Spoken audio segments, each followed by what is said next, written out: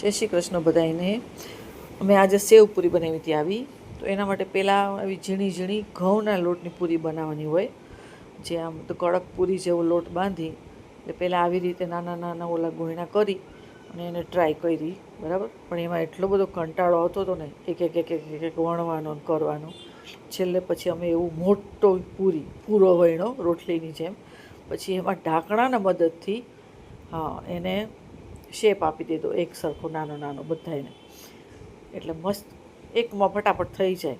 એટલે એ પછી એને કટ કરી લેવાની, કાપી લેવાની, પછી એને તળી લેવાની, મસ્ત તેલમાં તળી લેવાની.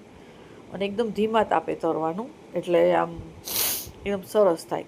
અંદરથી એ કડક થાય, એમ પોચી ન રહે. ઓલું ફટાફટ ગેસ હોય ને તો પોચી રહે અંદરથી. એટલે એને એકદમ ધીમા તાપે સરસ તળવાની. તળ્યા પછી 2 દિવસનો એને ડબ્બો ભરતા થાય. અમે લોકો એટલી બધી જોઈએ ને. પછી એમાં કાંઈ જ નહીં, ખાલી બટેટા હોય ને એને બાફી લેવાના. એમાં બટેટાને સહેજ મીઠું, ખાસ તો બધી ચટણી બનાવવાની. જેમ કે લીલી ચટણી છે, ખજૂરની ચટણી છે, લસણની ચટણી છે, એવી અલગ અલગ 3-4 જાતની ચટણી બનાવી લેવાની. એટલે એનાથી છે ને એકદમ મસ્ત ટેસ્ટ આવે પૂરીનો. અમારે જો આવી રીતે ઝાઝી પૂરી જોઈએ એટલે અમે ડબ્બા ભરીને બનાવી. હવે પૂરી હોય ને એમાં પૂરીમાં ઉપર બટેટાનો માવો, પછી એના ઉપર છે ને લીલી ચટણી આપણી ઘરની બનાવેલી હોય ને એ લીલી ચટણી નાખવાની. કેમ કે ઘરની બનાવેલી હોય એટલે બહુ સરસ હોય. આપણે ફુદીનો,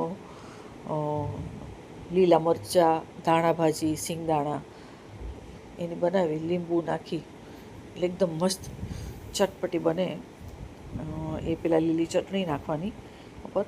પછી એની ઉપર ખજૂરની ચટણી, એટલે ગળાશવાળી આંબલી ખજૂરની હોય એટલે એ પણ ખાવાની મજા આવે તમને. પછી તમારે બહુ વધારે તીખી ખાવી હોય તો એના ઉપર લસણની ચટણી તમે નાખી શકો છો. પછી એના ઉપર ડુંગળી અને સેવ એકદમ ઝીણી નાયલોનની સેવ આવે ને, એ નાખવાની, નાયલોન સેવ. એટલે એનાથી છે ને એકદમ આમ મસ્ત સ્વાદ આવે. ઝાઝી બધી સેવ નાખો ને એટલે આમ એને ખાવાની બહુ જ મજા આવે તમને. એટલે ટૂંકમાં એટલું જ કહેવાનું કે સેવ નાખી હોય ને એટલે એકદમ ક્રન્ચી, ઉપર ક્રન્ચી અને નીચે એકદમ પૂરી હોય ને એ પણ ક્રન્ચી હોય. એટલે એ ખાવાની બહુ જ મજા આવે. એટલે આખી પ્લેટ તમે આમ રેડી કરો ને એટલે એ આમ બધું મૂકતા બટેટા, ચટણી, ડુંગળી, સેવ ને એને મૂકતા એ રેડી થતાં એક પ્લેટને લગભગ 10-15 મિનિટ જેવું થાય. પણ પછી એને આમ ખાવા બેસો ને આમ એટલે એને આમ 5 મિનિટે ન થાય, ફટાફટ ખવાઈ જાય, એટલી ટેસ્ટી લાગે. એટલે તમે લોકો એકવાર જરૂર ટ્રાય કરજો. ઘઉંની પૂરી બનાવજો એટલે આમ એ તમને આમ નુકસાને ન કરે. બહાર મળતી હોય ને એ મેંદાની મળતી હોય. આવી રીતે ઘઉંની પૂરીમાંથી બનાવો ને સેવ પૂરી, એટલે એ ખાવાની તમને બહુ જ મજા આવશે. એકદમ નાની નાની વણવાની, એટલે આખું એક જ બાઈટ હોય ને એ આખું તમારા મોઢામાં વયું જાય.